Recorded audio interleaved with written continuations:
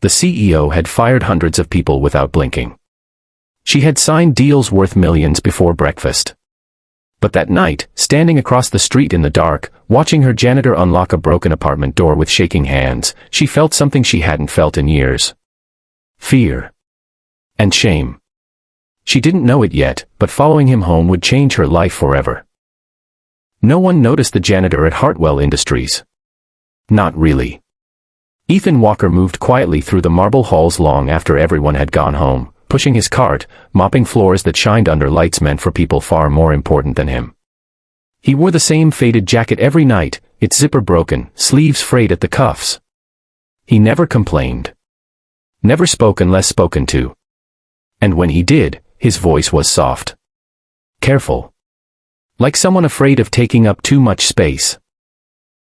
To the executives rushing past in tailored suits, Ethan was invisible. To the interns glued to their phones, he was background noise. To the security guards, he was just another name on a clipboard. But to his daughter Lily, he was everything. Every night at exactly 9:45 p.m., Ethan checked his watch. No matter how tired his body was, no matter how much his back ached, he never missed that time. Because that was when Lily finished her homework at the neighbor's apartment, and she would be waiting by the window for him. What no one knew, what no one ever bothered to ask, was that Ethan had once dreamed of more. He had studied mechanical engineering before life collapsed in on itself. His wife's sudden illness. The hospital bills. The funeral. The silence that followed. He had taken the janitor job because it was stable. Because it offered health insurance. Because stability mattered more than pride when a 6-year-old depended on you. The CEO of Hartwell Industries, Claire Montgomery, noticed him for the first time by accident. It was nearly midnight when she stepped out of a boardroom after a brutal acquisition meeting. Her heels echoed sharply against the polished floor. Everyone else had gone home hours ago. Except the janitor. Ethan was kneeling by a spill, carefully wiping coffee stains from the carpet with a rag instead of the industrial cleaner. When Claire asked why he wasn't using the machine, he answered without looking up. It ruins the fibers. Costs more to replace later. Something about that answer lingered with her. Over the next few weeks, Claire noticed small things.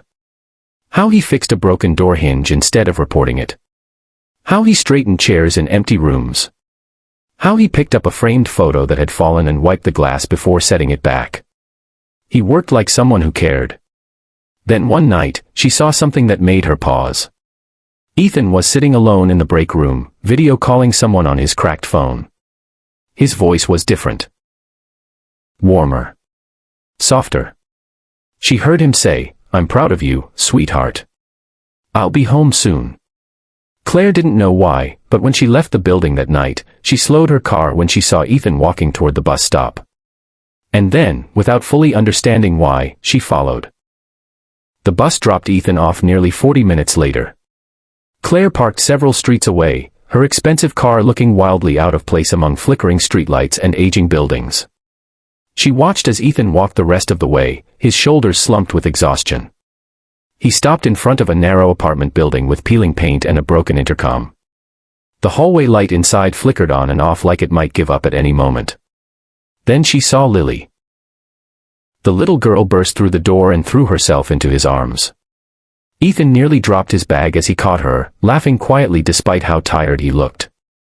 He lifted her like she weighed nothing. Claire felt a tightness in her chest she couldn't explain. From across the street, she watched through an uncovered window. The apartment was small. Too small. One couch. One table. A mattress on the floor. A single lamp lighting the room. Ethan helped Lily with homework at the table. He cooked something simple, eggs and rice. When Lily yawned, he carried her to bed and sat beside her until she fell asleep. Only then did Ethan allow himself to sit down. He buried his face in his hands. Claire had seen men cry in boardrooms over lost deals. She had never seen exhaustion like this. The kind that comes from carrying responsibility alone, day after day, without relief.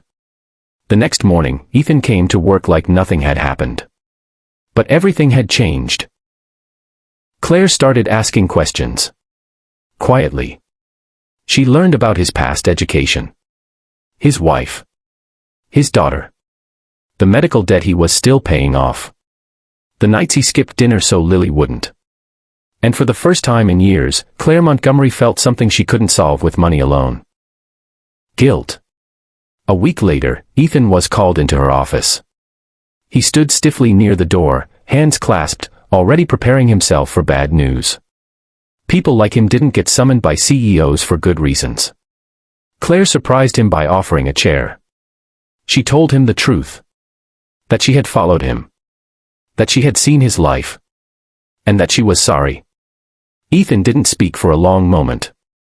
Then he said quietly, "I didn't ask for pity." "You're not getting pity," Claire replied. "You're getting opportunity." She offered him a position in facilities management. Training. A living wage.